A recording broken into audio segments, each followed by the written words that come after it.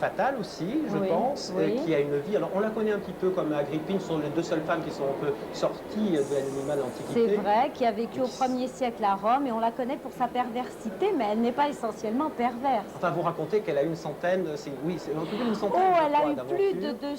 plus d'une centaine d'aventures, elle a connu plus de 200 sénateurs, elle a eu plus de 200 sénateurs pour amants, plus de 100 chevaliers, et d'après Sénèque, autant de citoyens qu'il y avait de sable et de poussière. Mais je crois qu'il était un petit peu méchant quand même. Alors on ne va pas révéler la fin, parce que c'est quand même poignant cette fin, mais Messaline est quand même une femme de pouvoir dont l'objectif est la conquête du pouvoir. Absolument, puisqu'elle est impératrice à 16 ans, grâce à Claude, c'est la femme de Claude, et je crois qu'elle a tout fait pour accéder au pouvoir. Elle était de famille impériale, elle est descendante de Jules César, et elle a tout fait, elle s'est bien mariée pour accéder un jour au pouvoir, et elle manœuvre en coulisses, alors qu'évidemment Claude s'occupe de tout ce qui est politique extérieure.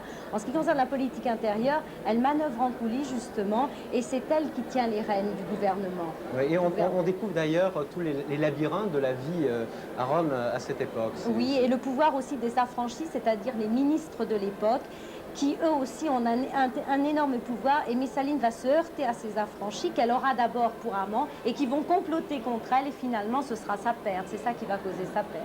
Alors, de femmes hors du commun, Yadin, il est question aussi de femmes, mais c'est un homme qui est le héros.